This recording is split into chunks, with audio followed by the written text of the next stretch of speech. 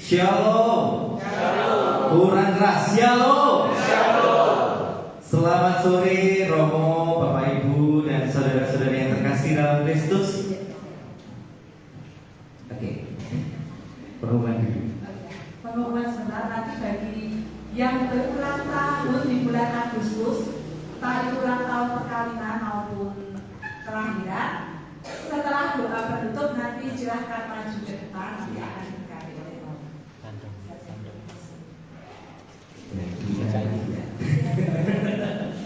Shalom. Selamat sore Romo, Bapak Ibu dan saudara-saudari yang terkasih dalam Kristus. Senang sekali rasanya berjumpa kembali dengan saudara-saudari yang terkasih dalam Kristus di tempat ini. Perkenanan Tuhan memang sungguh luar biasa bagi saya, bagi Anda, bagi semuanya yang hadir di sini. Siap memuji dan memuliakan Tuhan hari ini ya? Sudah siap? Siap. Kita puji Dia, sorakan namanya, kita bangkit berdiri.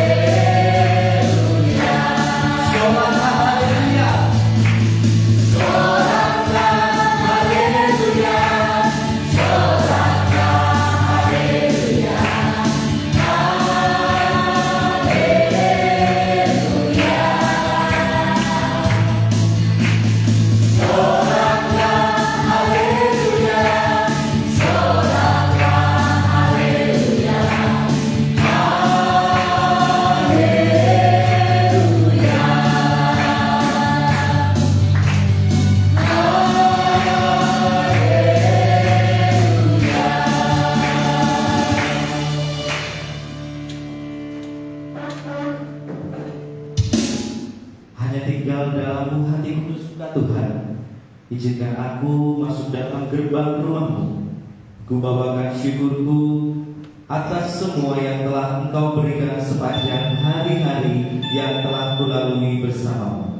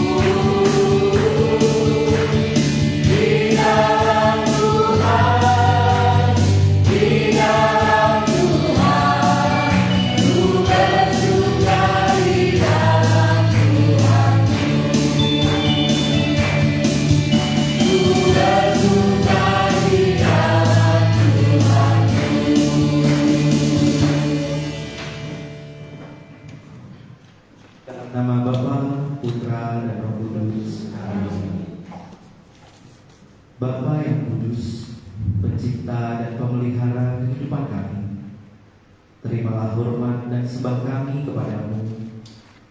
Terima kasih atas kebaikan-Mu yang boleh kami terima sepanjang hari ini. Berkat-Mu yang memampukan setiap kami untuk bisa hadir bertemu dengan saudara-saudariku di dalam persekutuan doa karismatik sore hari ini. Saat kami merenungkan kebaikan-Mu, bantulah kami semakin mengenal Engkau, agar aku dapat mengasihi Engkau, sebab Engkau lebih dahulu mengasihi kami. Kami mohon, utuslah Roh Kudus-Mu untuk hadir dan mengurapi setiap kami yang hadir di tempat ini saat ini. Demi Kristus Tuhan dan penyelamat kami. Amin. Tiada yang tersembunyi bagimu Tuhan. Engkau tahu seluruh isi hatiku. Ku rindu berada lebih dekat denganmu, tinggal dalam indahnya dekapan kasih-Mu.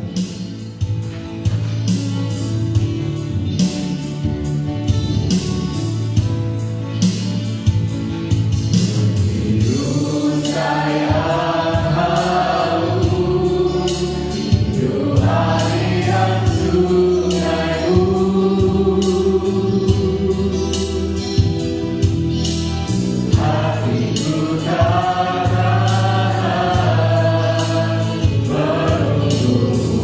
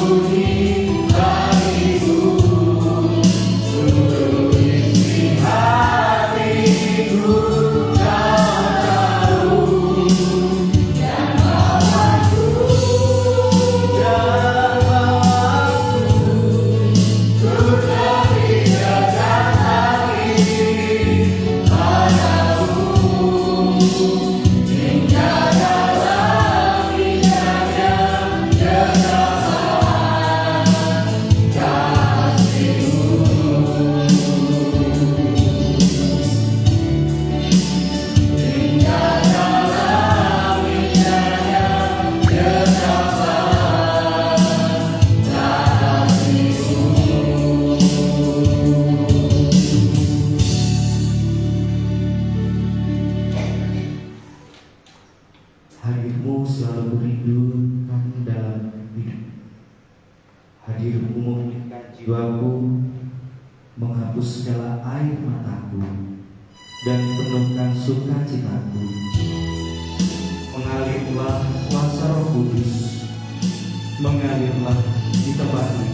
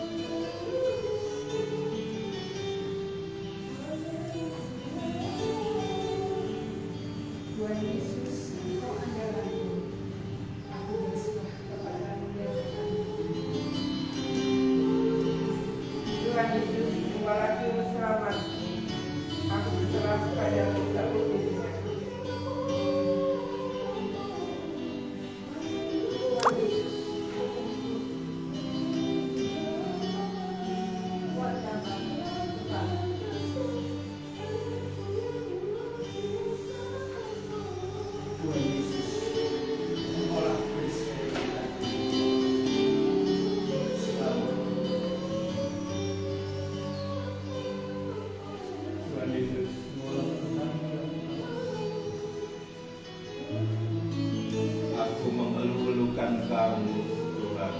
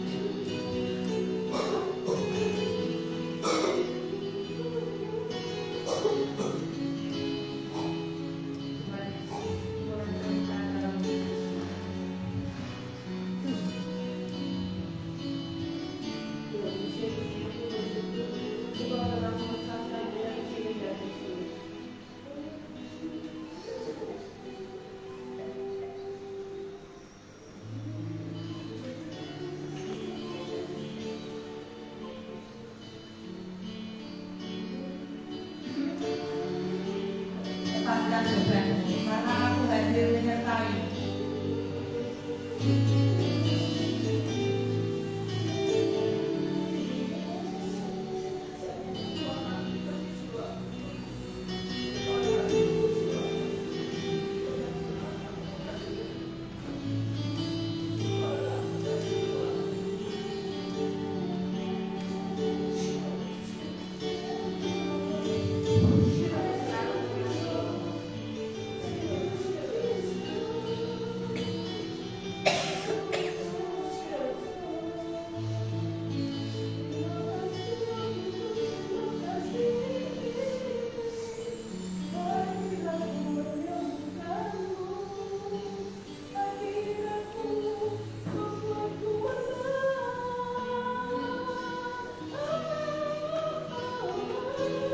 Asalkan Engkau di dekatku, tetap berada di sisiku dan bersertaku selamanya.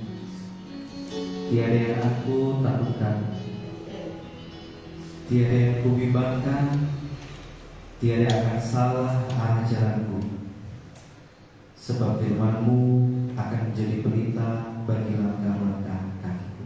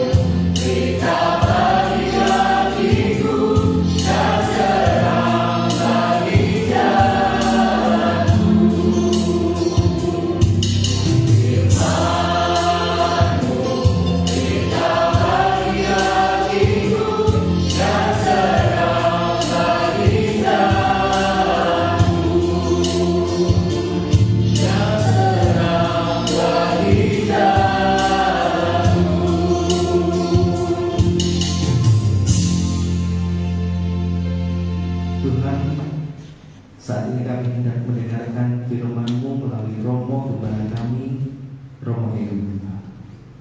Berpengetahuan dan bimbinglah hamba-Mu ini, agar apa yang Kau firmankan dapat bekerja sesuai kehendak-Mu. Buat kami jemaat-Mu, bukalah hati dan pikiran kami untuk mendengar dan menerima firman-Mu. Kiranya firman-Mu ini dapat menjadi berkat bagi kami. Berbicaralah Tuhan, kami sudah siap menerima firman-Mu.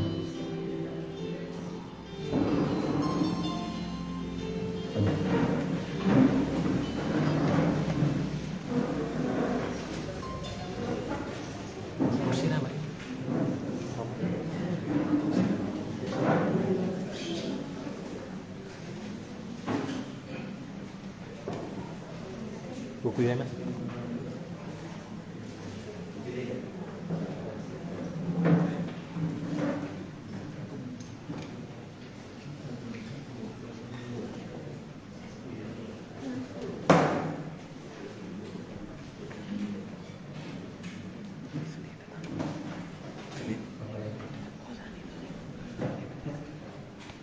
Bapak Ibu, saudara saya terkasih, mari kita berdiri mendengarkan Injil Tuhan. Haleluya,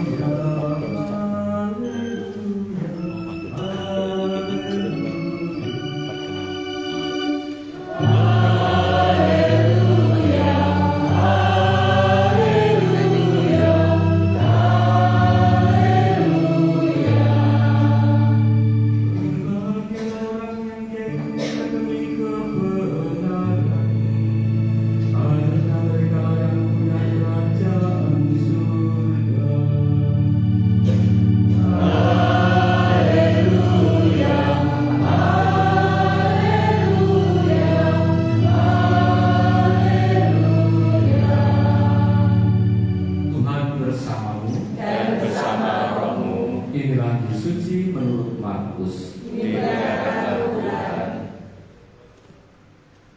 Pembacaan diambil dari Injil Markus bab 6 ayat 17 sampai dengan 29.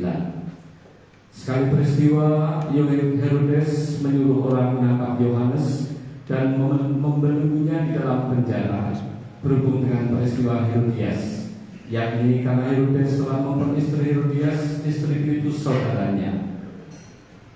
Yohanes pernah menegur Herodes, tidak halal engkau mengambil istri saudaramu. Karena kata-kata itu, Herodias menaruh dendam pada Yohanes dan bermaksud membunuh dia, tapi tidak dapat sebab Herodes segan terhadap Yohanes. Karena ia tahu bahwa Yohanes adalah orang yang benar dan suci, jadi ia melindunginya. Tapi setiap kali mendengarkan Yohanes, hati Herodes selalu terombang-ambing, namun ia merasa senang juga mendengarkan dia. Akhirnya tiba juga kesempatan yang baik bagi Herodias, yakni ketika Herodes pada hari ulang tahunnya mengadakan perjamuan untuk pembesar-pembesar, para perwira, dan orang-orang terkemuka di Galilea. Waktu itu putri Herodias tampil lalu menari, dan ia menyukakan hati Herodes dan tamu-tamunya. Maka Herodes berkata pada gadis itu, mintalah daripadaku apa saja yang kau ingini, maka akan kuberikan padamu. Lalu Herodes bersumpah padanya, apa saja yang kau minta akan kuberikan padamu, sekalipun itu setengah dari kerajaanku. Anak ibu pergi dan menanyakan pada ibunya, apa yang harus kuminta? Jawab ibunya, kepala Yohanes Pembaptis. Maka cepat-cepat dia pergi pada raja dan minta, aku mau supaya sekarang juga engkau berikan padaku kepala Yohanes Pembaptis dalam sebuah talam. Maka sangatlah sedih hati raja, tapi karena sumpahnya dan karena tamu-tamunya, ia tidak mau menolaknya. Raja segera menyuruh seorang pengawal dengan perintah supaya mengambil kepala Yohanes. Orang itu pergi dan memenggal kepala Yohanes di dalam penjara. Ia membawa kepala itu dalam sebuah talam dan memberikannya pada gadis itu, dan gadis itu memberikannya pula pada ibunya. Ketika murid-murid Yohanes mendengar hal itu, mereka datang dan mengambil mayatnya, lalu membaringkannya dalam kubur. Demikianlah sabda Tuhan. Terpujilah Kristus. Bapak Ibu, saudara-saudara terkasih, Shalom. Shalom. Selamat sore, berkat dalam. Selamat sore, berkat dalam. Sore atau malam ya? Sore. Biasanya kan batasan sore itu sampai matahari terbenam. Kalau matahari terbenam berarti menjadi petang. Dan sekarang sudah ya sudah atau malam, pokoknya sah ucapannya. Bapak Ibu yang baik, pada hari ini Gereja Katolik merayakan satu hari yang sangat istimewa, yang dirayakan oleh gereja di seluruh dunia, yaitu peringatan wajib perayaan dari wafatnya Yohanes Pembaptis. Kalau saya tadi sempat membuka-buka ensiklopedia Orang Kudus, Yohanes itu artinya apa? Yohanes itu artinya Allah penyayang. Tetapi masalahnya nama Yohanes ini banyak diturunkan dengan bermacam-macam nama yang sangat banyak sekali. Bahkan dalam ensiklopedia dalam Orang Kudus itu saya sempat membaca begitu yang nama Yohanes dengan segala macam atributnya itu ada 29 nama. Kalau saya lagi cari, kalau Petrus berapa ya? Petrus itu ada sekitar 24. Kemudian saya lihat lagi Paulus, saya coba membayangkan Yohanes, Petrus dan Paulus. Paulus hanya 6 atau 7. Jadi ternyata dalam kehidupan ini, kehidupan dunia ini, nama Yohanes menjadi favorit. Nama Yohanes itu bisa dipanggil dengan Hans, ada Jan, ada Giovanni, ada John, ada apa lagi ya? Itu yang laki-laki, yang perempuan ya Giovanni jadi Giovanna, Yohanes Yohana, Yan jadi Yani dan sebagainya. Terus banyak, itu ada sekitar 29 atau 28 orang kudus yang menjadi orang kudus maksud tadi, karena itu dalam ensiklopedia Orang Kudus. Sementara Petrus tadi hanya 24 yang nama pakai Petrus apa. Kalau ini ada Yohanes de Brito, ada Yohanes Baptista, Yohanes de Cruz, Yohanes apa, menurunkan begitu. Itu artinya apa? Bahwa orang yang memfavoritkan Yohanes dalam kehidupan itu cukup banyak. Mungkin di sini pun ada kan yang namanya Yohanes siapa? Ada. Yang namanya John, itu ada. Ada yang namanya Yana, ada Yohan, ada Joan.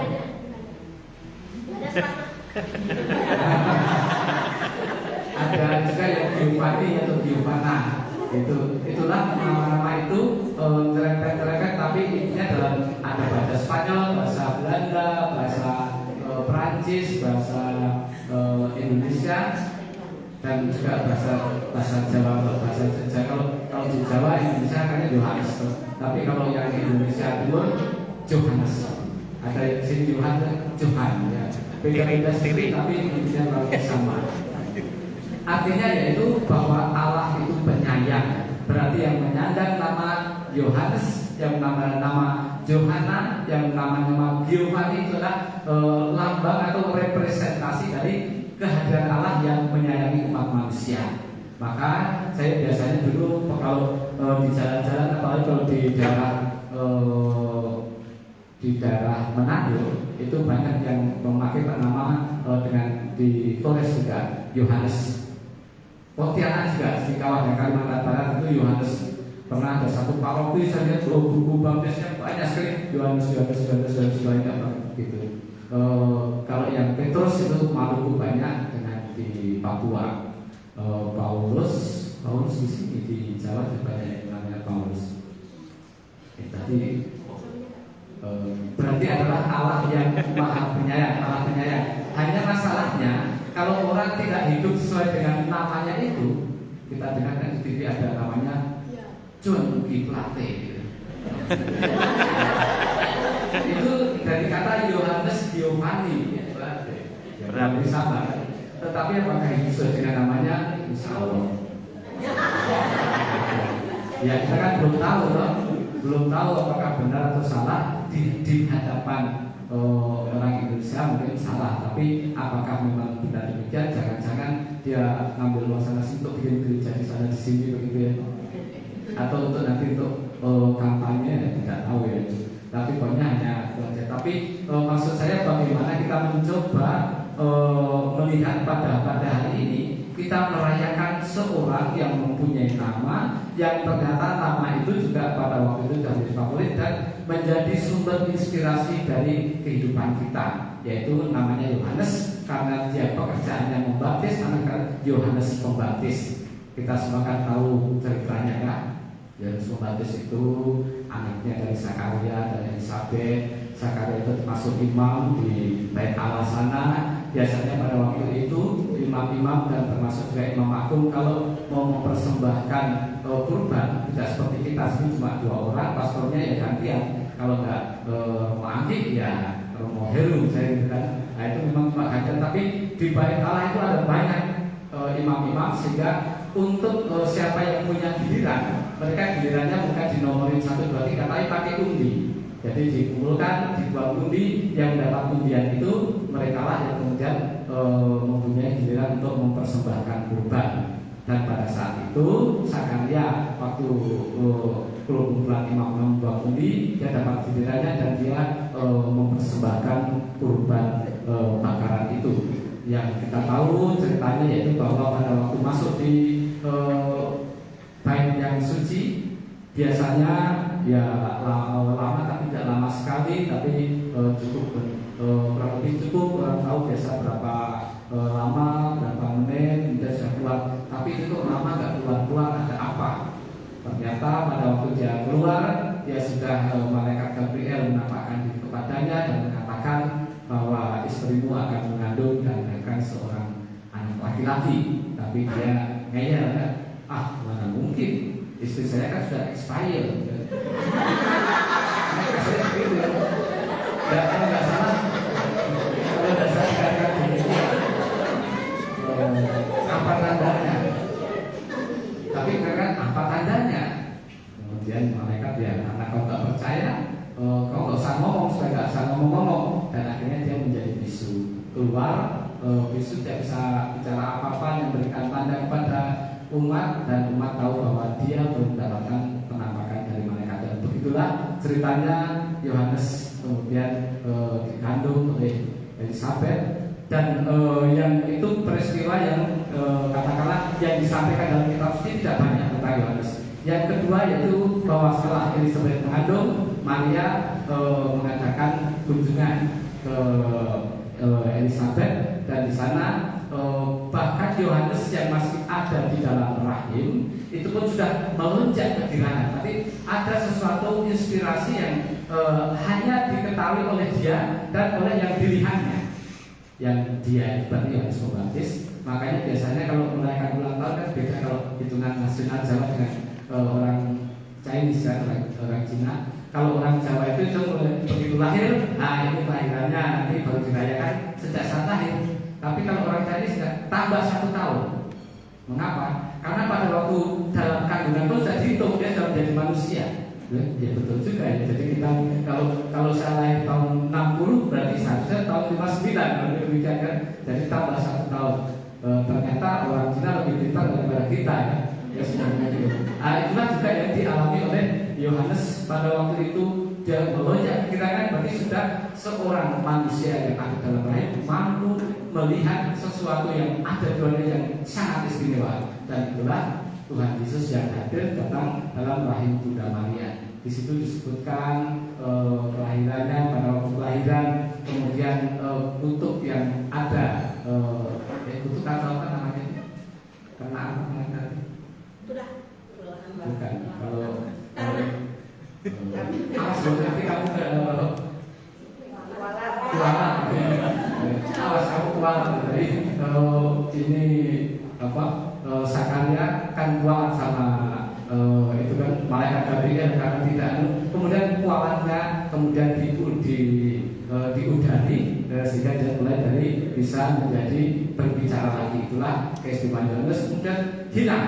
Pembicaraan itu sudah hilang, nggak pernah terjadi lagi 29 tahun kemudian. Jadi kira-kira Yohanes dalam usia 29 tahun ini kebiasaan di Yerusalem di Yahudi itu anak laki-laki yang mulai akhir balik mulai umur 12 tahun itu sudah menjadi bukan jadi anak keluarga, tetapi menjadi anak negara, anak masyarakat, anak adat.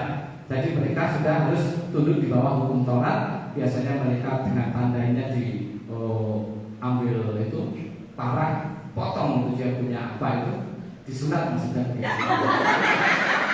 Jadi disunat kalau disunat itu yang pertama berarti membayangkan. Maksudnya itu satu tanda bahwa dia sudah diyahudikan menjadi anak dari Adam itu, dan dia mulai dididik hukum Taurat. Saya pikir Yohanes Pembaptis pun juga demikian, mengikuti apa yang menjadi tradisi Yahudi pada waktu itu sampai dewasa umur 29 tahun. Mungkin setelah beberapa tahun dia mempunyai pemikiran bahwa dia tidak cukup hidup di dalam hukum Taurat. Biasanya dibaik Allah kalau sore-sore atau pagi-pagi pada hari Sabat itu orang kumpul-kumpul di bawah pohon ara. Karena apa? Karena pohon ara kan rindang kan. Kalau Tuhan Yesus bilang itu pohon ara itu belum bibitnya kecil, tapi setelah besar burung-burung bisa bersarang. Nah, biasanya ada tempat-tempat dulu di situ orang mulai membaca hukum Taurat, menghafal ayat-ayat Taurat, kemudian mulai berdiskusi. Itu pun dilakukan Yohanes, tapi dia rasa nggak cukup, maka kemudian dia lari ke padang gurun, ke Qumran itu di tepi laut mati, mengikuti jejak para pertapa pada waktu itu. Pekerjaannya apa? Di tempat itu biasanya ya orang-orang yang bertapa bermeditasi mengharapkan kehadiran Mesias di Qumran itu. Pekerjaannya setiap saat dia menulis. Belum ada mesin cetak, mesin printer seperti sekarang canggih-canggih, atau fax atau fotokopi atau apa, mesin teknologi belaka. Jadi mereka menulis di daun lontar, di daun lontar ya, di itu kan lupa namanya, perkamen. Mereka tulis pekerjaan tulis, setelah selesai satu digulung, kemudian gulungan itu dimasukkan dalam guci, sehingga pada satu saat seandainya terjadi apa-apa, maka biasanya ini bisa diamankan. Nah, itu juga yang terjadi di sana pada waktu terjadi pemberontakan, kemudian penyerbuan dari negara lain. Apa yang sudah mereka tulis itu mereka masukkan, kumpulkan, dan ditemukanlah di Gua Qumran itu. Ternyata kunci-kunci itu yang itu sudah ditulis berapa tahun kemudian baru ditemukan, baru-baru kan. Artinya kalau baru-baru itu bagi kita ya tahun 1950-an itu baru ditemukan.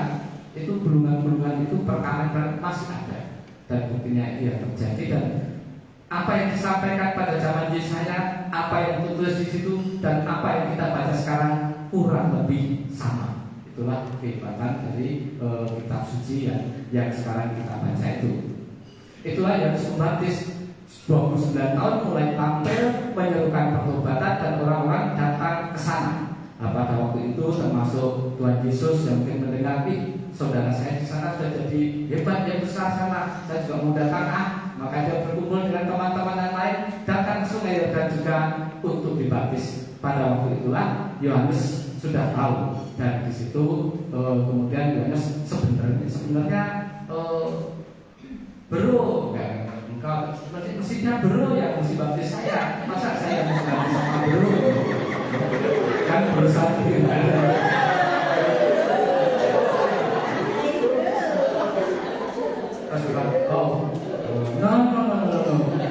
pokoknya buat saja supaya apa yang Tuhan kehendaki yang tertulis dalam kitab Kisah Para Nabi terwujudkan, dan Tuhan Yesus dibaptis oleh Bro Yohanes Pembaptis itu. Begitulah yang terjadi setelah pembaptisan. Maka kemudian Yohanes yang sudah mempunyai murid-murid yang cukup banyak itu pelan-pelan ditransfer. Ada yang mulai mengikuti Tuhan Yesus. Maka dalam yang termasuk ayat favorit saya di dalam tadi Injil Markus ya. Kalau dalam Markus, dalam Yohanes salah itu 30, Yohanes 3:30 atau Markus 3:30, pokoknya bunyinya 3:30 gitu lah ya. Jadi 33, Tuhan Yesus kan umur usianya 33. Ini kan 3:30 itu di sana dikatakan aku harus semakin kecil dan dia harus menjadi semakin besar. Itulah yang tadi dalam judul yang sempat saya baca di WA tadi, grupnya begitu. Dan dia harus saya harus menjadi semakin kecil dan dia harus menjadi semakin besar. Sih, maksudnya bukan kalau akhir dengan saya ya. Saya harus semakin kecil, makin bongkoknya saya tunjuk begini, maksud saya itu Yohanes tadi. Yohanes harus mengatakan bahwa pelan-pelan para murid itu ditransfer, dibiarkan untuk tumbuh dan berkembang, dan beberapa murid-muridnya ikut pada Tuhan Yesus. Dan itulah akhirnya kita berkembang sampai satu saat kita dengarkan tadi bagaimana Yohanes orang yang sifatnya orang yang tegas, membela kebenaran dan keadilan, melihat sesuatu yang benar dia mengatakan, bahkan orang-orang ahli Taurat pun dikatakan, hei kalian orang-orang budak, demikian kan, seperti ini, apa siapa dari itu dia memang katanya cukup kuat. Begitupun juga dia mengatakan pada Herodes, kita tahu itu semua ceritanya, karena Herodes ambil Herodias. Herodes itu raja wilayah Galilea. Filipus itu juga saudaranya, dia juga raja di daerah lain. Tetapi karena Herodes lihat itu cantik juga ya istrinya. Maksudnya istrinya Filipus, biar saudaranya karena ketemu tadi ketemu raja sama raja, lirik-lirikan akhirnya kok jadi istriku ya. Herodes pun mengatakan juga siap bro. Dan itulah yang terjadi. Dalam bercanda dia akhirnya Yohanes akhirnya Herodes mengambil istri saudaranya yang Filipus itu, dan Yohanes tahu itu, maka dia langsung tegur dengan keras, tidak pantas kau mengambil istri saudaramu. Itulah akibatnya, ya itu resikonya dia ditangkap, di penjara. Yang lebih sakit hati lagi kan Herodias kan. Herodias sakit, wah kurang ajar ini, yang menjadi penghalang bagi saya itu, tiba mempermalukan saya di depan umum, awas nanti. Dan memang terjadilah saatnya Salome anaknya Herodias, dia pas pestanya ini Herodes, dia menari dengan bagus lemah mulai seperti banding tadi di sana.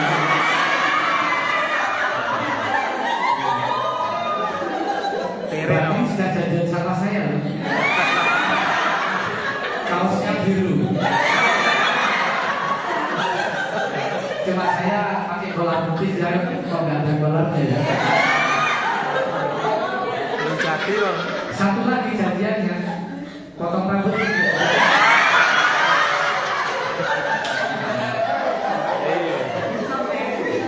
Dibanding Sampai di mana? Salome dia menjadi menari bentuk indah sampai mempesona, dan bahkan yang menarik bagi saya waktu Herodes mengatakan mau minta apa saja, jual mahal Salome atau dia apa saja, Herodes mengatakan bahkan setengah kerajaan pun akan kuberikan padamu. Maksudnya apa? Ya, ada yang kira-kira tahu nggak kan? Sebenarnya ada yang lebih dalam yang ada di situ. Berarti kepala Yohanes Pembaptis itu lebih berharga daripada setengah kerajaannya Herodes. Kan biarpun ditawari setengah kerajaan, pilih kepala Herodes. Kok kepala Yohanes? Ya pokoknya, manulah, pokoknya kurang lebih begitulah. Berarti belum ngantuk. Lebih memilih kepala Yohanes daripada setengah kerajaan. Coba kalau sekarang dibayangkan itu, sekarang misalnya macam Prabowo, pakai jangan Prabowo. Jokowi pilih Ganjar, gitu kan? Kok pilih yang mana? Saya mau pilih kepalanya siapa? Gitu.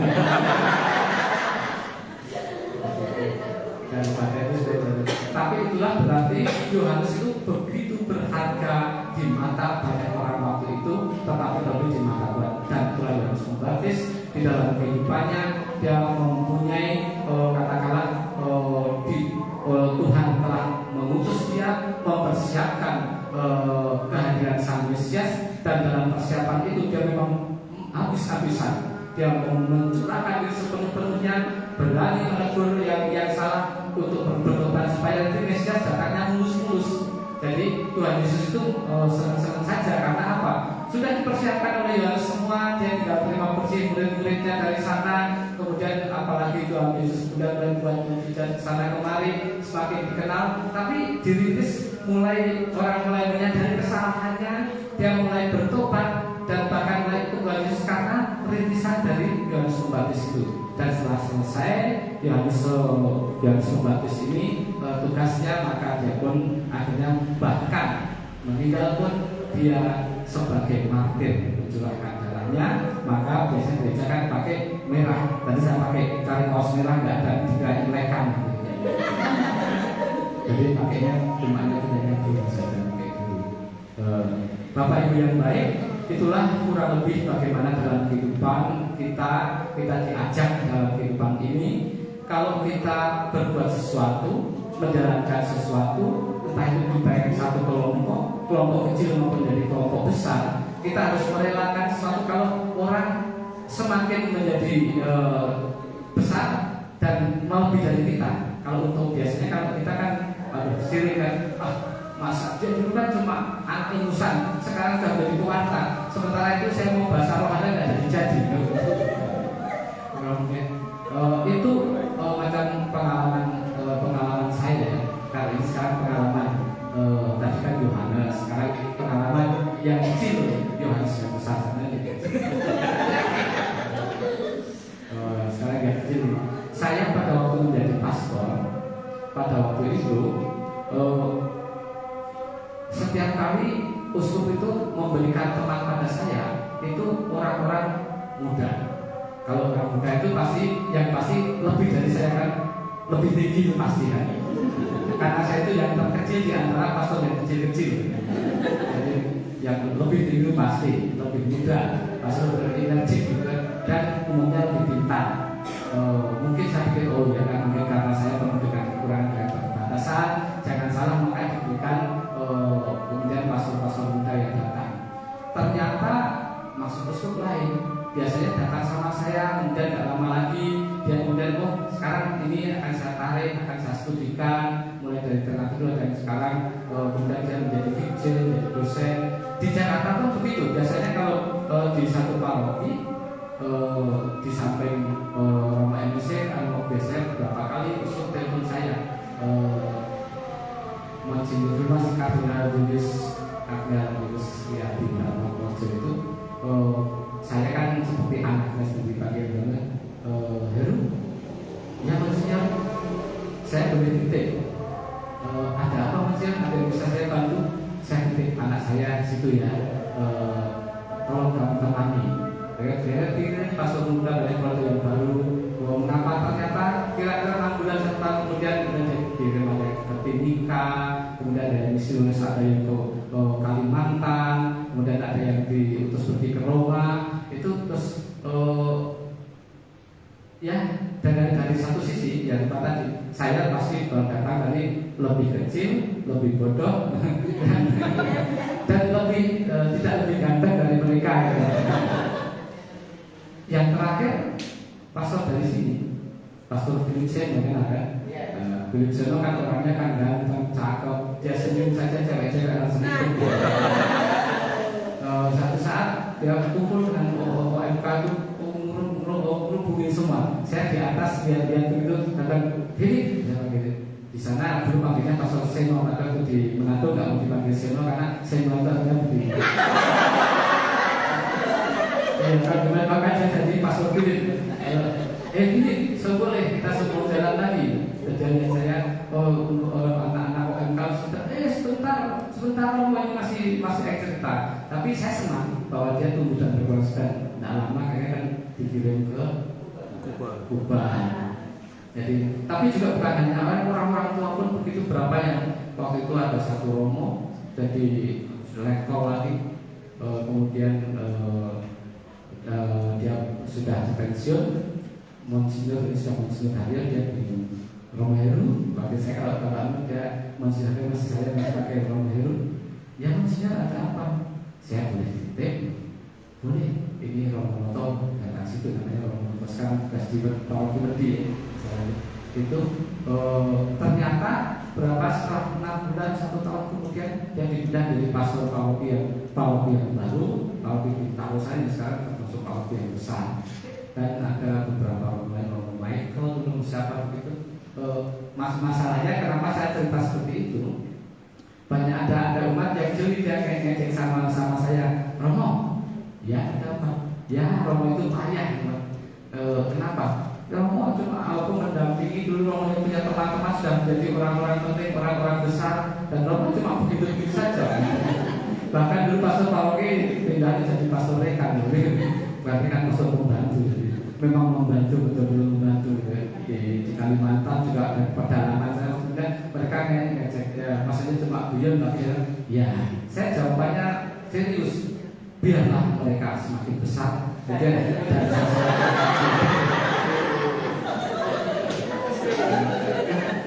ya, itu cerita pengalaman yang guyon tapi nyata, nanti terjadi demikian.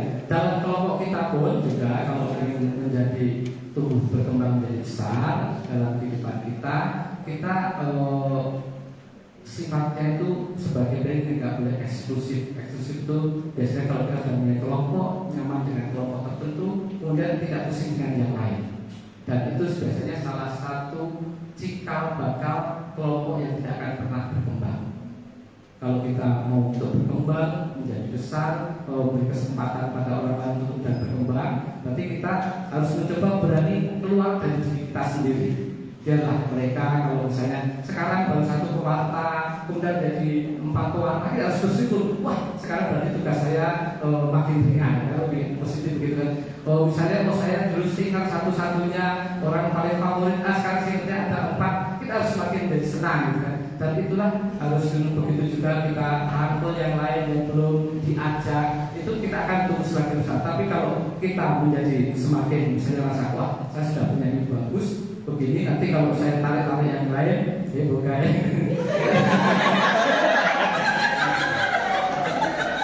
Ya, nggak tahu, suara saya kan bagus ya. Dan hutan terang juga.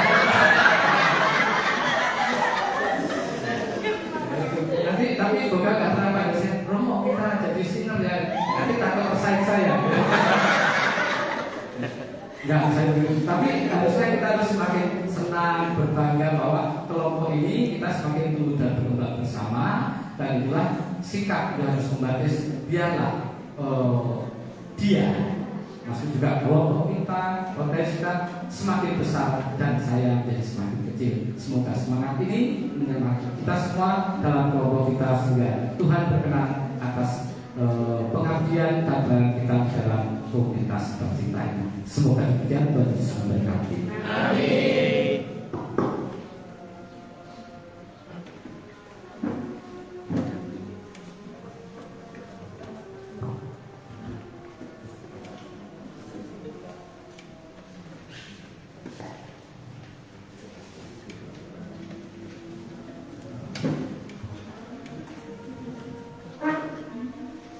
Bapak yang baik, mari kita berdiri, kita bersatu dalam doa syafaat.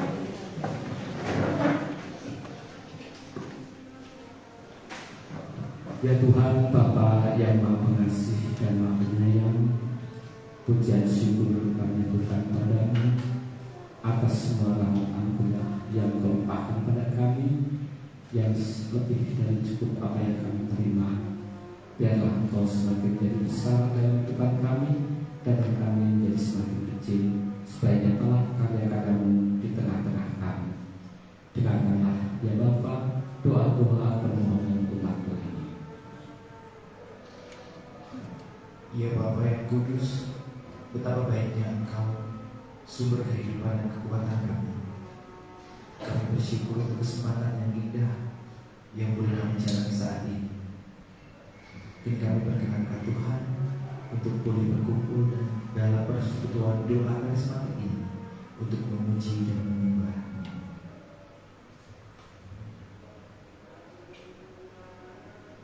Allah Bapa yang terkasih, kami berdoa untuk biarawan-biarawati, para romo imam, bruder, suster, terutama romo kami, romo Anggi dan romo Heru. Semoga memberikan rahmat kesehatan supaya dapat membalaskan kami, umatnya di paroki Sambayan Rasul Kuto Ajo. Kami mohon.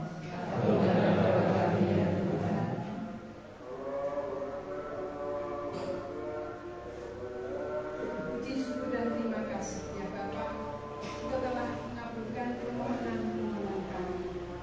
Kami berikan cuaca yang cerah, kesehatan, keselamatan dan kedamaian, sehingga kami semua bersama saudara-saudara kami berkumpul di tempat ini untuk memuji dan memuliakan nama Allah Tritunggal Maha Kudus, menyembah Allah Tritunggal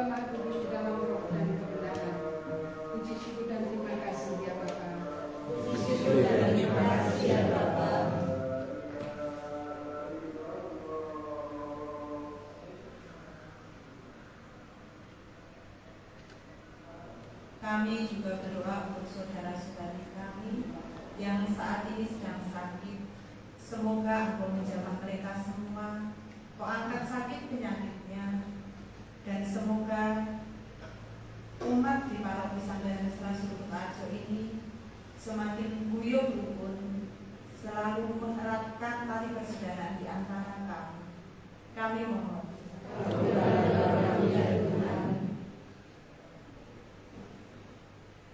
Kami juga mendoakan bagi sesama kami yang mungkin dalam situasi peperangan atau sedang mengalami musibah bencana alam. Biarlah Tuhan, Engkau dengar seruan permohonan mereka kepada Tuhan. Pelihara mereka selalu dalam kasih Tuhan, kami mohon.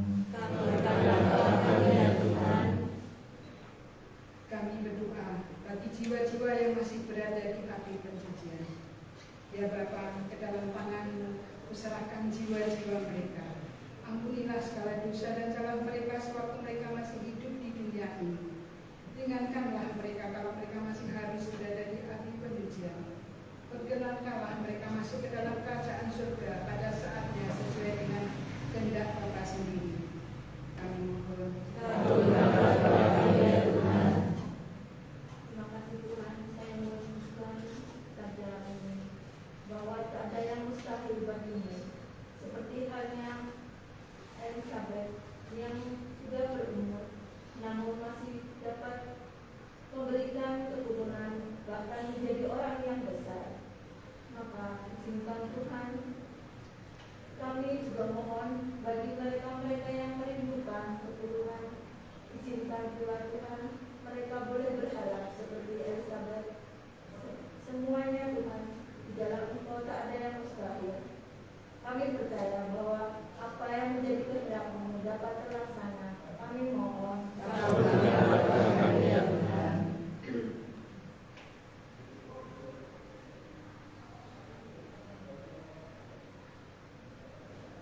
Inilah doa dan seruan yang kami bawa ke hadapan Tuhan dengan pengantaran Kristus Tuhan dan Juru Selamat kami. Amin.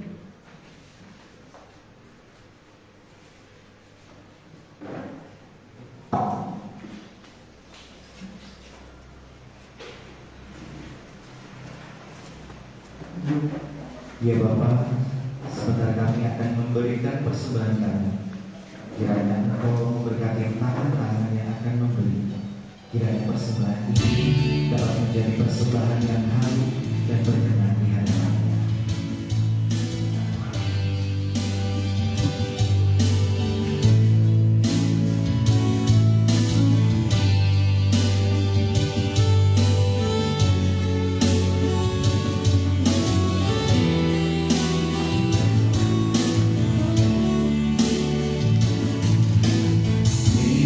Dengan tangan yang hamba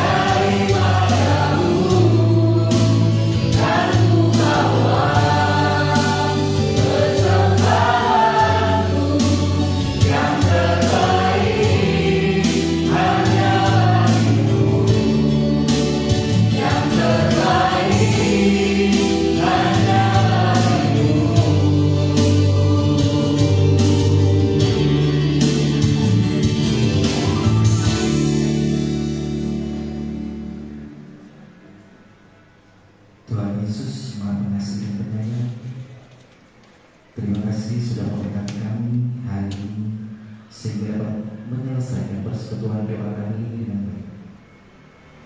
Biarlah kiranya yang sudah kami lakukan dapat bermanfaat untuk memuliakan nama-Mu dan menjadi buah baik di kehidupan kami sehari-hari. Di atas segala itu, kami hanyalah manusia biasa yang tak luput dari dosa. Ampuni dan hapuskan dosa kami, sengaja maupun tak sengaja, agar tidak terhalang berkat yang akan Kau limpahkan. Kami akan mengakhiri persekutuan doa kami ini dan kembali pulang ke rumah kami masing-masing. Jaga dan sertai perjalanan pulang kami nanti, sehingga selama dalam perjalanan sampai rumah kami dalam keadaan sehat, selamat, dan dapat berjumpa dengan anggota keluarga di rumah kami masing-masing. Tuhan, juga lindungilah istirahat kami malam hari ini, dan izinkan kami untuk esok hari bisa bangun dan kembali beraktivitas. Doa ini kami sampaikan kepadamu dengan pengantaran Kristus Tuhan dan Juru Selamat kami. Amin. Bapa kami yang ada di surga, dimuliakan namamu, jadilah kehendakmu di atas bumi seperti di surga. Berilah kami rezeki hari ini, dan ampunilah kesalahan kami, seperti kami pun mengampuni yang bersalah kepada kami, dan jangan masukkan kami ke dalam pencobaan, tetapi bebaskanlah kami dari yang jahat. Bunda Maria, Bunda pengantar doa-doa kami, terimalah salam kami. Salam Maria, berkah, Tuhanmu, terpujilah Engkau di antara wanita, dan terpujilah buah tubuh Yesus. Santa Maria, Bunda Allah, doakanlah kami yang berdosa, sekarang dan waktu kami mati. Amin. Salam Maria, penuh rahmat, Tuhan sertamu, terpujilah Engkau di antara wanita, dan terpujilah buah tubuh Yesus. Santa Maria, Bunda Allah, doakanlah kami yang berdosa, sekarang dan waktu kami mati. Amin. Salam Maria, penuh rahmat, Tuhan sertamu, terpujilah Engkau di antara wanita, dan terpujilah buah tubuh Yesus. Santa Maria, Bunda Allah, doakanlah kami yang berdosa, sekarang dan waktu kami mati. Amin. Kemuliaan kepada Bapa, Putra, dan Roh Kudus.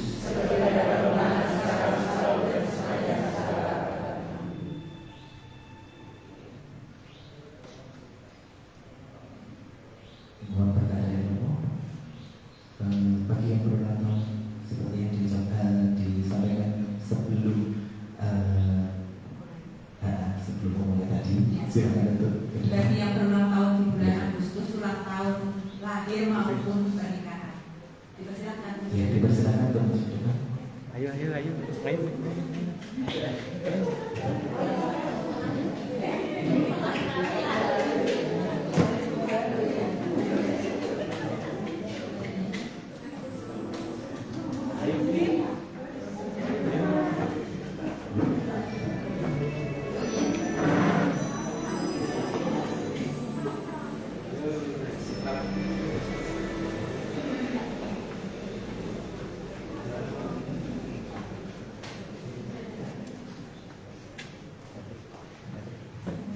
Marilah kita mohon berkat bagi saudara-saudari kita yang pada bulan ini merayakan hari ulang tahun perkawinan dan hari ulang tahun kelahiran.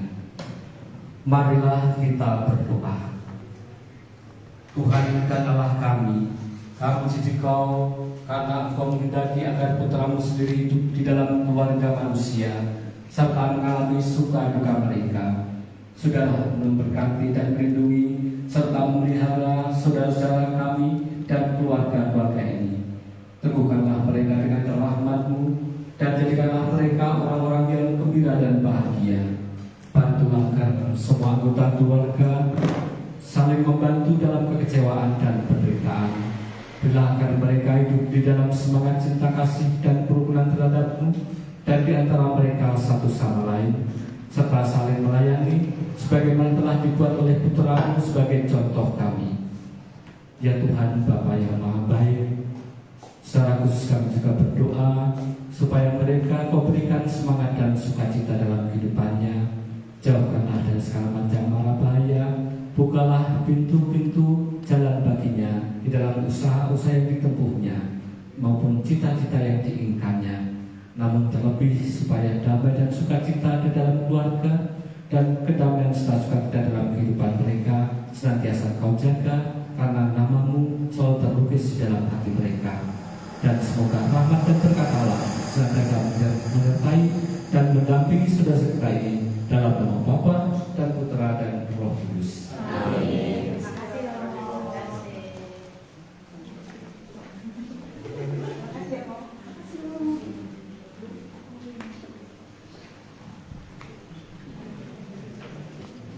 Nama Yesus menarik. Sekali lagi berkata kita semua. Mari kita semua bangkit berdiri menerima berkat dari gembala kita dan diakhiri dengan Bapak Ibu yang baik, dan kita menutup doa kita dengan mohon berkat Tuhan. Tuhan bersamamu.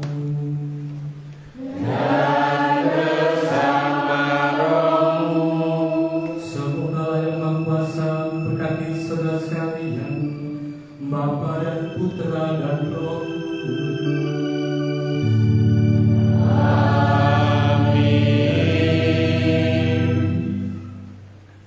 Nama Yesus menara yang kuat, nama Yesus kota benteng yang teguh, nama Yesus kalahkan semua musuh, nama Yesus di atas segalanya. Serukan nama Yesus, bangkit, serukan nama Yesus, Yesus, Yesus.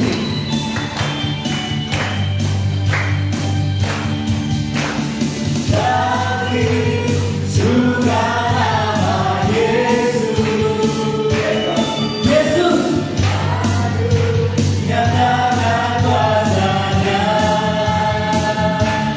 Kita buat kita menang, kalahkan tipu dayanya dengan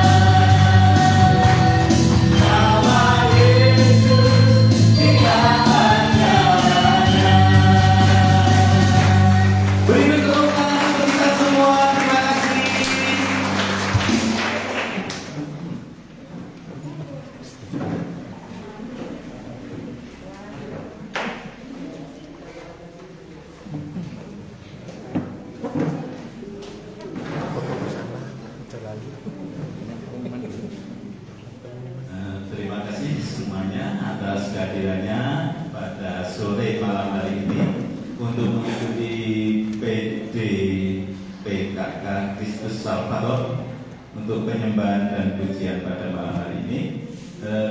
Saya ucapkan terima kasih juga untuk Romo Heru Wahyu Lojati yang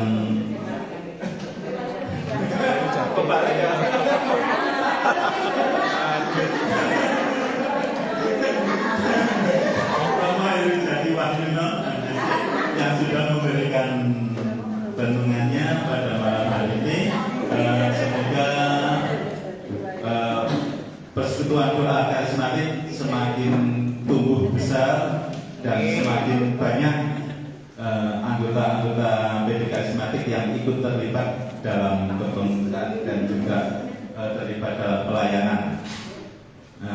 Untuk hasil kolekte pada malam hari ini sebesar Rp670.000. Terima kasih untuk semuanya. Terus terima kasih juga untuk donatur yang sudah menyediakan makan pada malam hari ini, dan profesia juga untuk para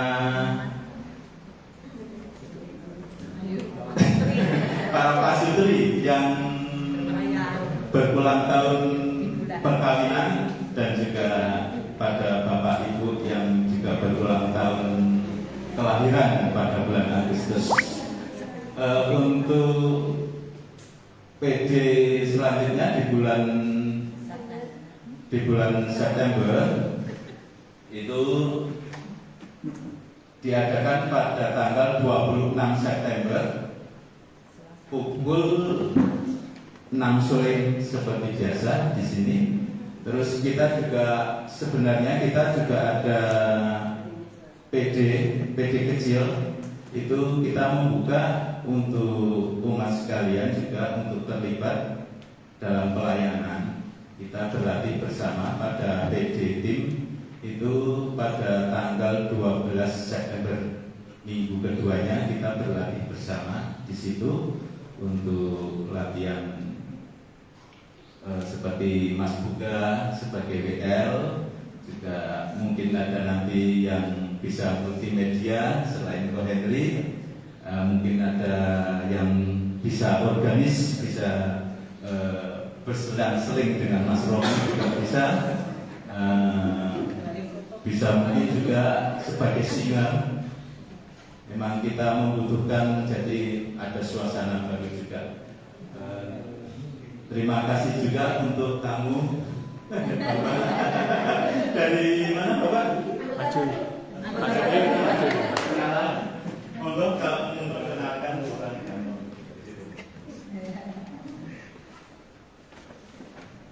Baik Bapak Ibu, Bro and Sis, selamat malam. Salam. Ya, mohon izin perkenalkan, nama saya Yohanes Sindik Sudomo. Jadi Yohanes. Paling ada sedikit ya, sedikit atau Bro sedikit gitu ya. Mohon izin Romo dan Bapak Ibu sekalian, saya memperkenalkan diri. Saya berasal dari paroki Katedral Kristus Raja Purwokerto. Ya, saya per tanggal 7 Agustus mendapatkan tugas dinas yang baru di BRI Kantor Cabang Kutoarjo. Saya wakil kepala di sini, istilahnya small business manager.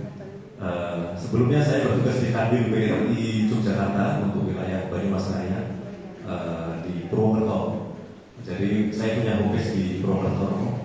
Saya aslinya dari kota Cirebon. Cuma memang Cirebon aja. Ya, tahun 95 saya masuk Purwokerto, kemudian saya masuk BRI tahun 2002. Jadi sudah 20 tahun saya di BRI. Dan untuk kegiatan saya selama di paroki Katedral Kristus saya belajar ya.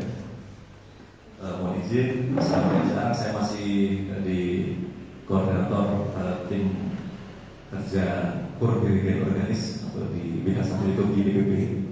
Kemudian saya juga ada pelayanan juga di CFM ya. Di CFM kemarin pada Presiden Angkatan 15 saya juga bertugas sebagai WL, Worship Leader, untuk kegiatan Kemriskan dan juga pada Aftercare, juga untuk kegiatan VDPKK. Kan dalam Seraja saya juga sebagai masuk juga di pujian juga beberapa kali juga untuk tugas WL. Dan untuk kegiatan saya sebetulnya waktu di Purwokerto banyak waktu luang. Cuma kebetulan nih, saya di Kutoarjo karena saya dulu beberapa tim. Jadi kadang-kala udah malam ini 6:30, kadang-kadang suka rapat Zoom dengan Nabil. Nah ini kadang-kadang sampai 11 malam. Nah kebetulan hari ini puji Tuhan, yang harusnya hari ada Zoom juga, ini ternyata batal gitu. Saya tahu ada acara ini dari Pak Didi atau Pak Didit ya, istri dari Ibu Novi ya Mbak Desi. Ya saya Ibu ya, Bu Didit ya. Nah, saya dari Pak Didi ya. Saya orang pertama yang saya kenal waktu itu pertama dari ketua CMM Purwokerto, kontak Bro Santoso ya. Nah, kemudian kabar dari info dari Bro Inzin. Kemudian saya kenalkan juga dengan Pak Didit ya, Pak Didi. Jadi untuk sementara sih saya masih sementara masih di tempat yang masih di sementara ya. Nanti kalau memang sudah fix nanti kita akan menempati Senepo itu. Sementara itu saja. Dan sebagai informasi, anak saya ada 2 ya. Yang pertama masuk kuliah dan yang kedua memang jaraknya agak jauh ya, kelas 6 SD.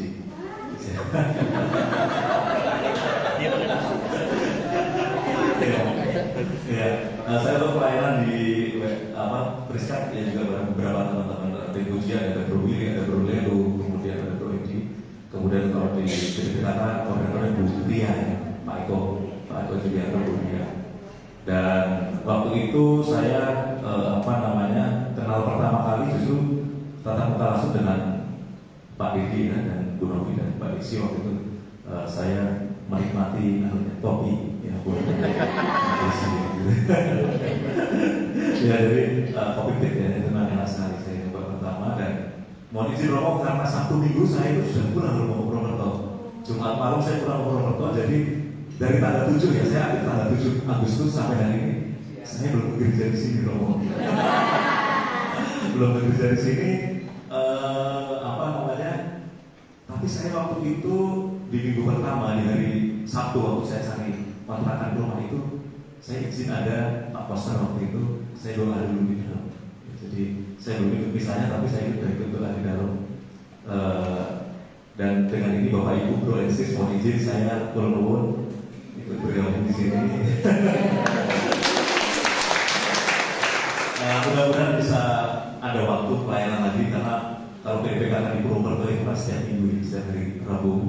Kalau untuk karismatinya itu, kalau Komsel CFM ada sebulan sekali itu kadang-kadang juga bisa 2 bulan sekali, tapi rata-rata sebulan sekali.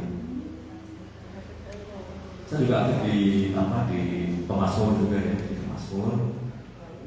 Dan cuma mau izin untuk sementara memang Jumat malam sudah PJK ya, pulang Jumat kembali anak kembali sampai pagi dari hari ini hari. Ya baik Bapak Ibu, terima kasih atas perkenanannya, bisa bertemu dengan Bapak Ibu sekalian di sini. Mohon izin Ibu Janet ya. Sampai jumpa lagi Bapak Ibu, dan mudah-mudahan kita bisa bergabung di sini. Terima kasih.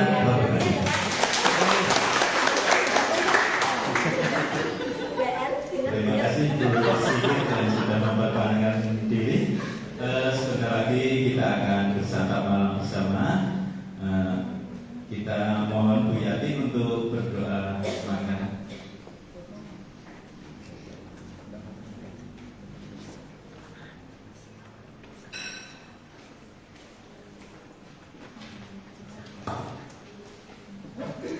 Bapak Ibu, mari kita berdiri.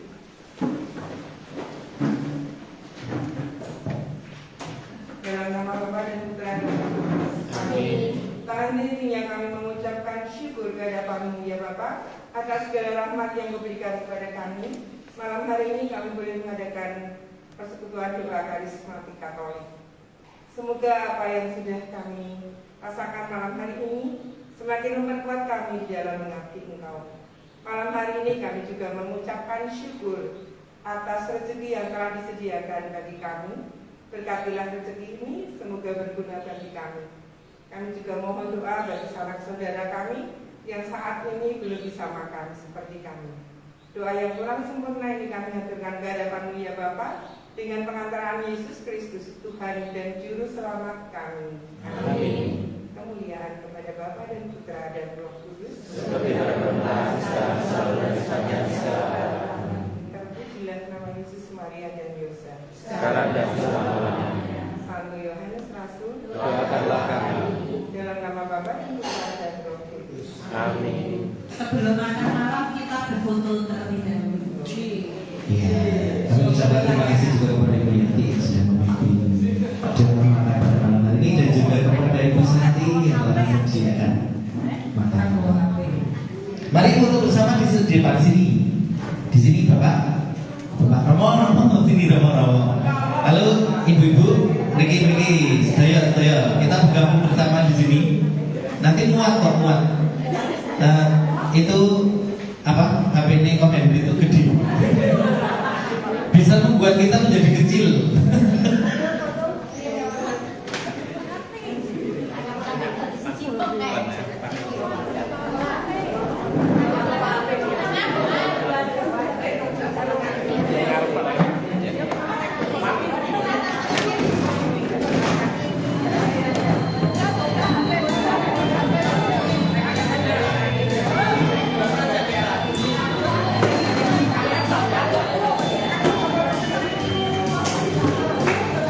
Wah, nggak cukup. Nggak cukup ya?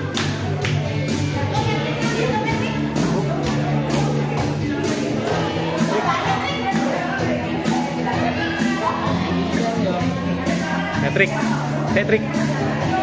Tak pakai sih.